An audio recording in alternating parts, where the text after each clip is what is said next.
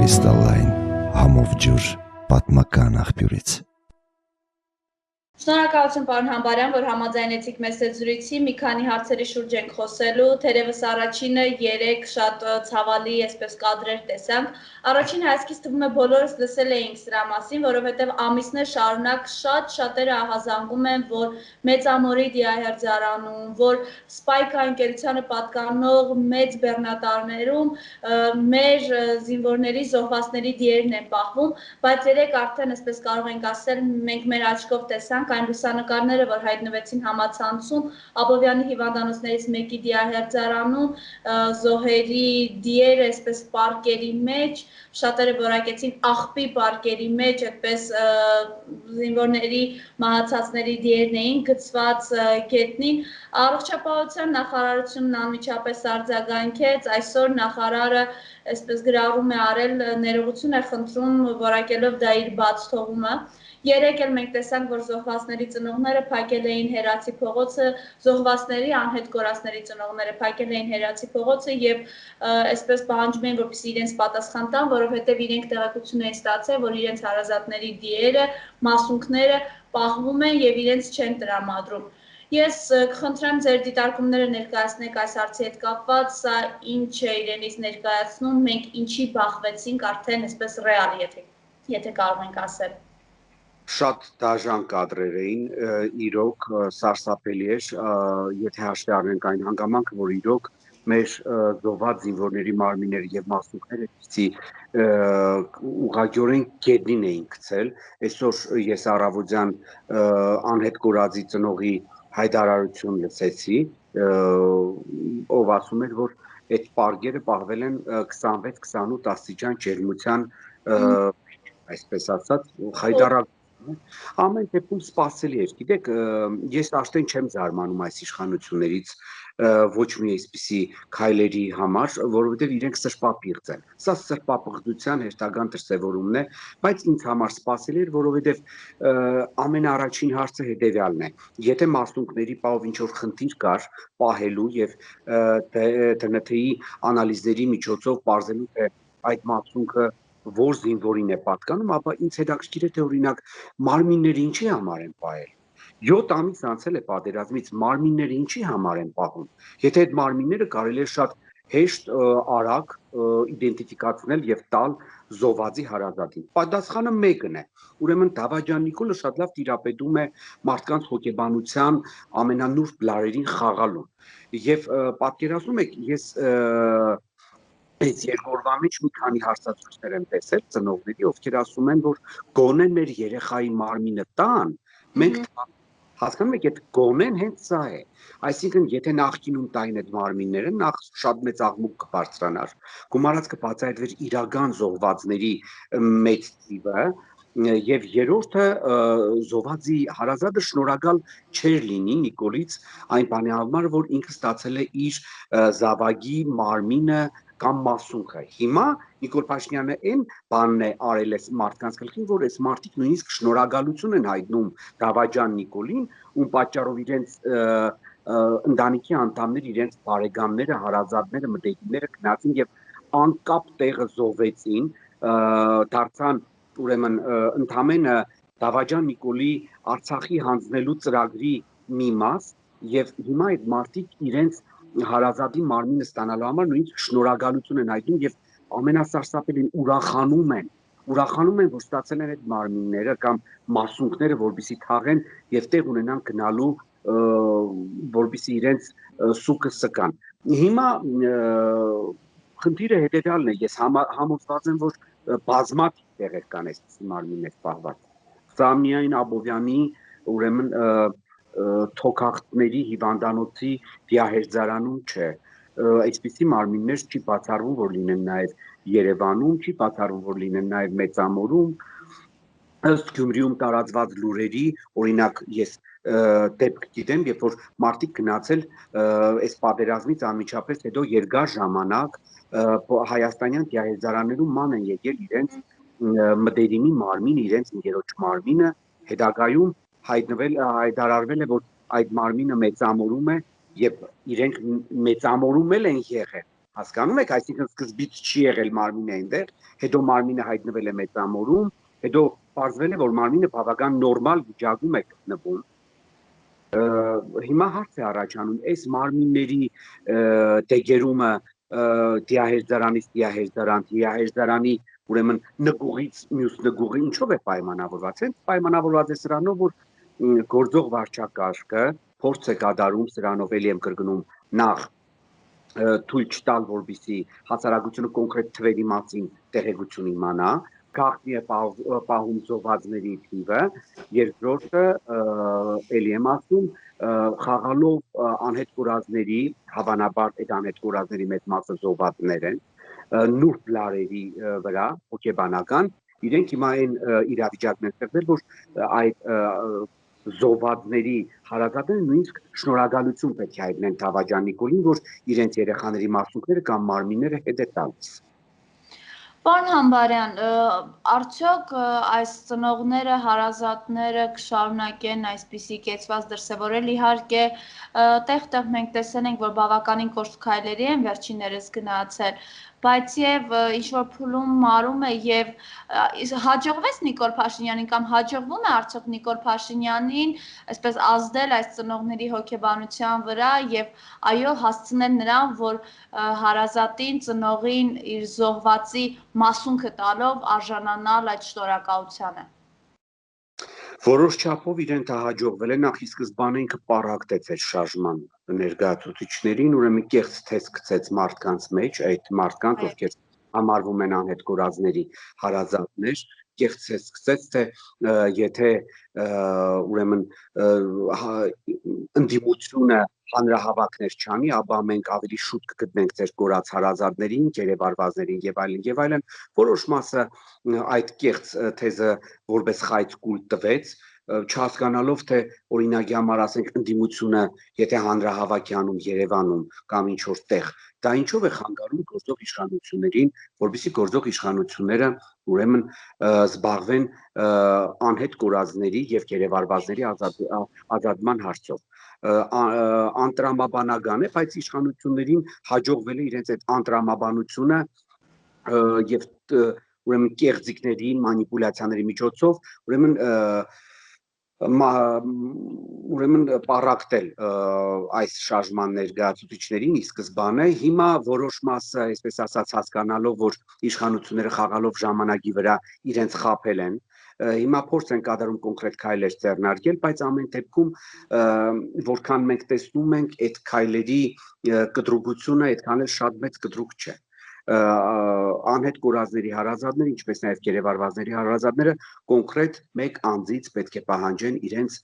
զավակներին եւ իրենց զավակների մասունքները կամ դիերը։ Դա գործող իշխանությունն է, որևիցե այլ քաղաքական ուժ կամ որևիցե մեկը սրա համար պատասխանատու չէ, որովհետեւ Նախարարը ներողություն է խնդրում։ Դե նախարարի պահով ասեմ, որ սա անբարոյականության գագաթնակետներ, ես այսպիսի բան կյանքում չէի պատկերացնի, եթե նախարարը հատկապես ինքն էլ կին է, մի փոքր նամուս եւ աբուր ունենար, դիմում կգրեր, կհեռանար։ Դուք պատկերացնում եք, այդ անձը մտածում է, որ ինքը ուրեմն ընդամենը մեկ ներողություն խնդրելով բոլոր հարցերը լուծեց եւ վերջացավ։ Խնդիրը այստեղ հետեւյալն է, նախ ինքը պաշտոնյա է եւ ինքը իրավունք չուներ այսպիսի սրբապղծությամբ զբաղվեր եւ ասեր, որ դա իր ուրեմն թերությունն է, մեկ դա թերություն չէ, դա հանցագործություն է։ Երկրորդը ինքը որպես նախարար պետք է պատասխան տա, թե հատկապես մարմինները, ել եմ կրկնում, որոնք DNT-ի անալիզի ուրեմն կարիք չունեն մեծ մասը։ Ինչու է պահվում մինչև հիմա։ Պատերազմից անցել է 7 ամիս եւ ընդհանուր առմամբ նորմալ երկրների պարագայում այսպիսի նախարարները հրաժարական են տալիս, իսկ ավելի օրինապաշտ երկրներում այսպիսի նախարարների դեմ հարուցվում է քրեական գործ, որպես պաշտոնեական անկորձություն կամ պաշտոնեական լիազորությունների չկատարում։ թերություն։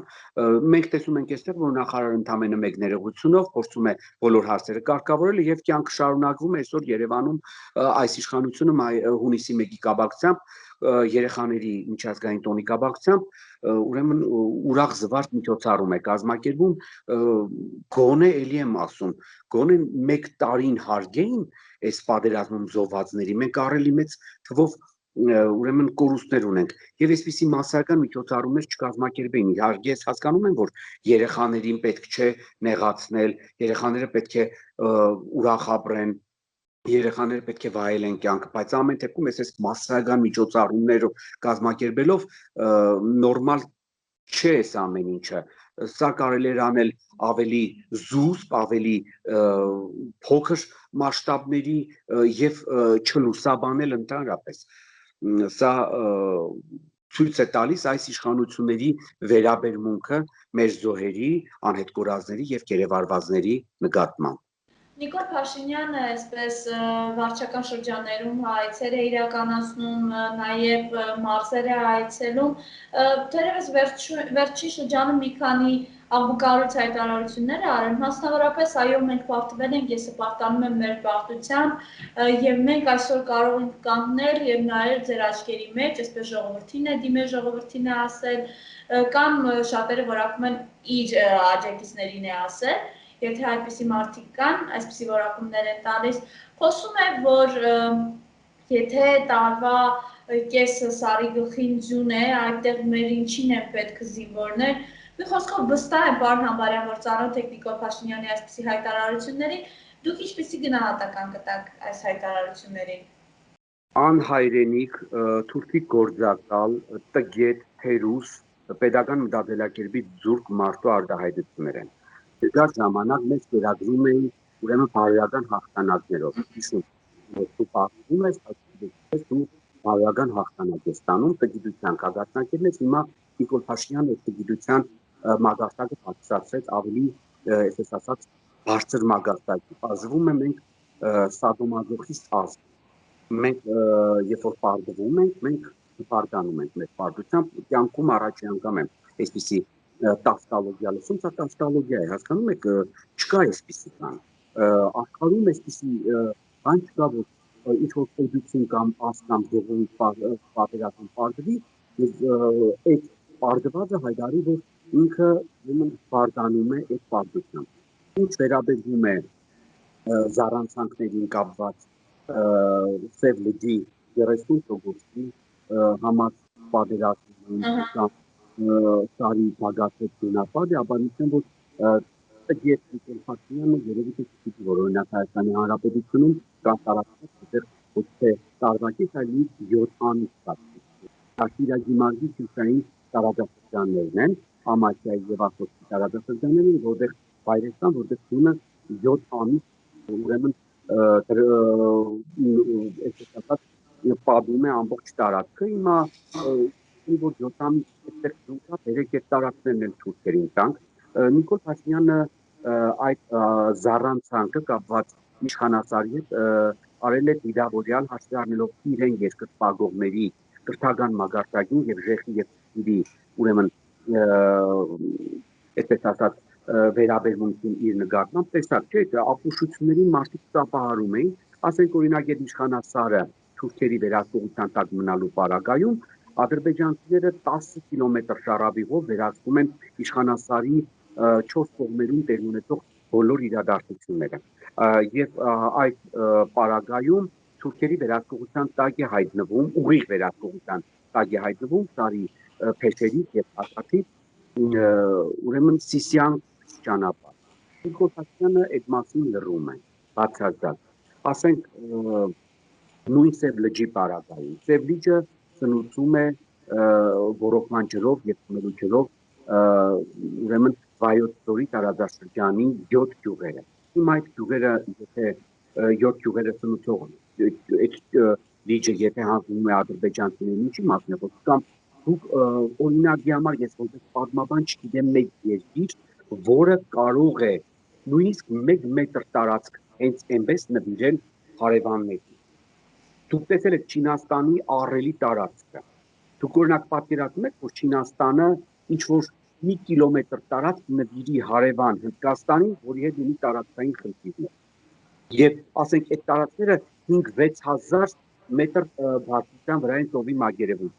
Դուք տեսել եք Ռուսաստանը, աշխարհի ամենամեծ տարածքով երկիրն է, 17 միլիոն քառակուսի կիլոմետրից ավել, 18-ին է մոտենում։ Դուք տեսել եք, որ ասենք Ռուսաստանը 3-4 կղզի է, չէ, իրենց եւ Ճապոնիայի միջև այդ խնդիրը Կուրիլյան կղզիների հարավային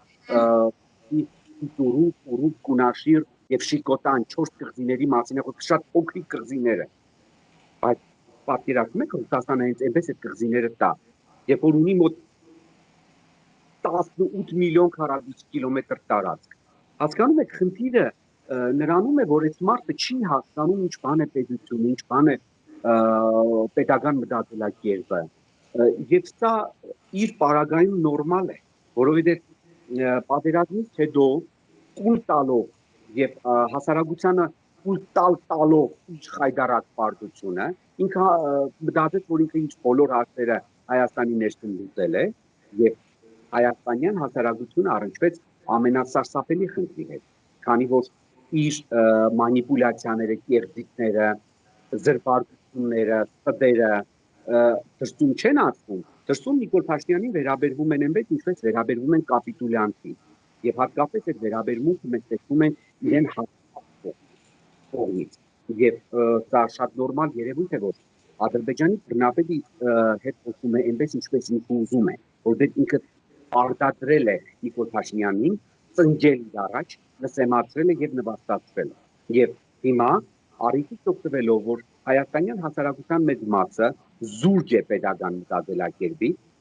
անկրագետ է քաղաքականապես, իրենք պարտադրում են Նիկոլին անել այն ամենը, ինչի մասին իրենք երկար տարիներ, տասնամյակներ երազել են։ Եվ այսօրվա դրությամբ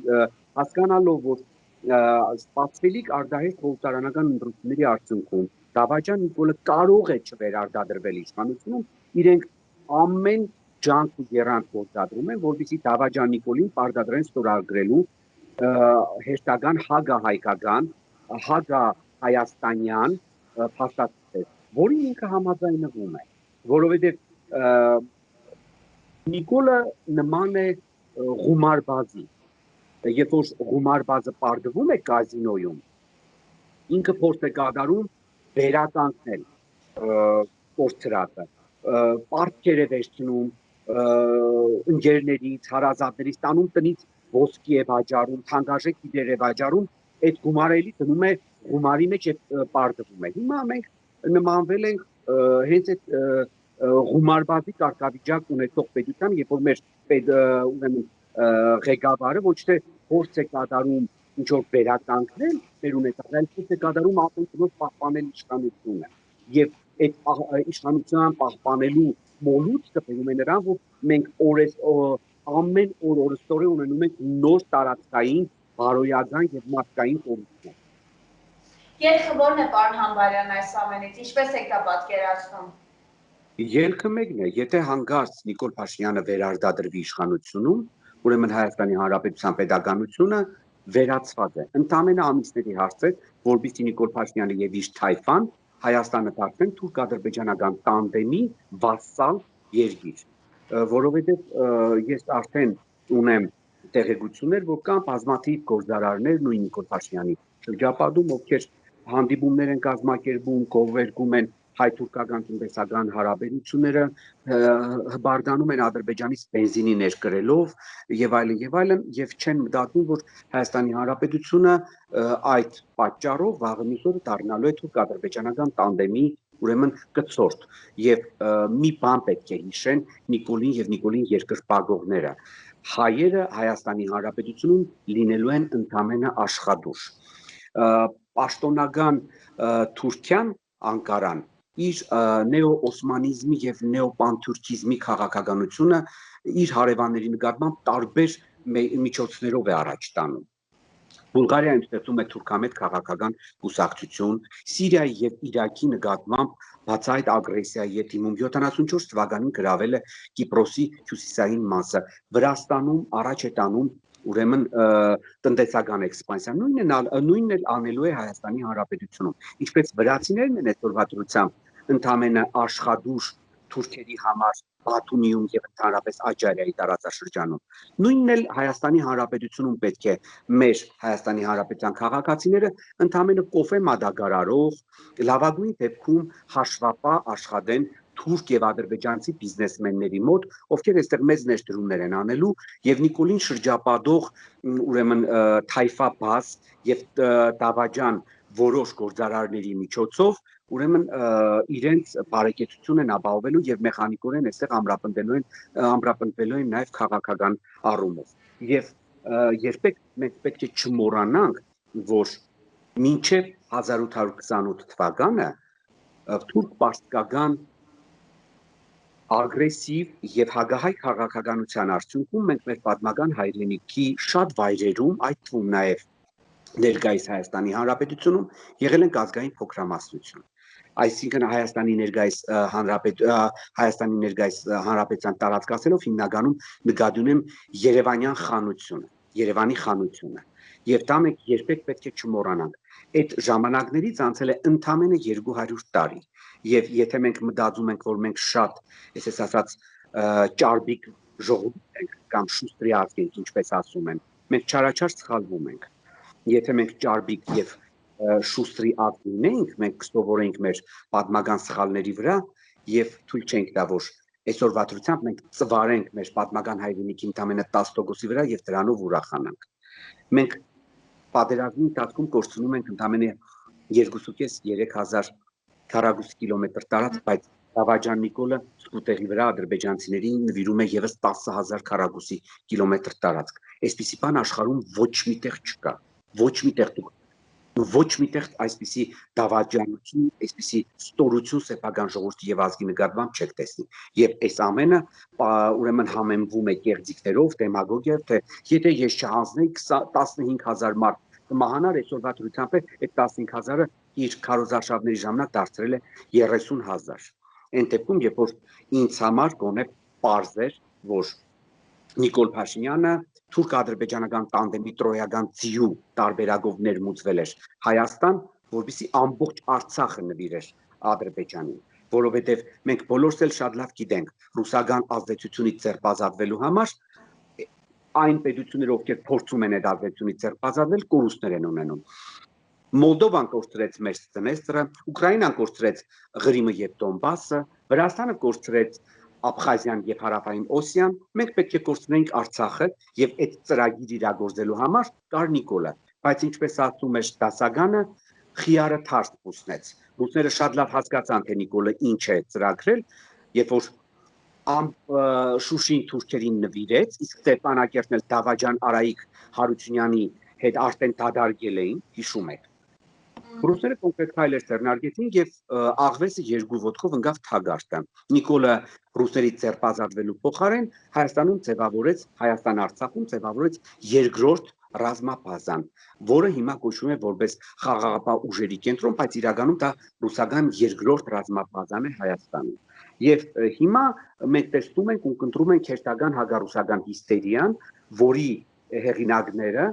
այս գործող իշխանությունների ուրեմն սպասարկուն են, օրինակի համար ասենք Բաբաջանյան Շիրինյան տանդեմ, Արամ Զավենի Սարգսյան, այնտեղ Սամվել Բաբայան եւ այլն,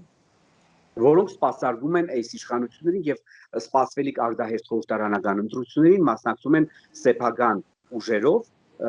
թիմերով, այսպես ասած, հույս ունենալով տանել անցողիկ ձայներ եւ դառնալ